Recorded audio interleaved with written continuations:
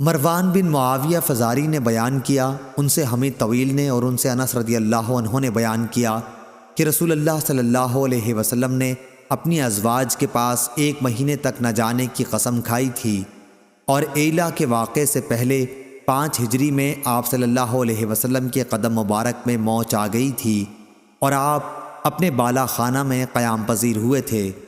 ایلا کے موقع پر حضرت عمر رضی اللہ عنہ آئے اور عرض کیا، یا رسول اللہ صلی اللہ علیہ وسلم، کیا آپ نے اپنی بیویوں کو طلاق دے دی ہے؟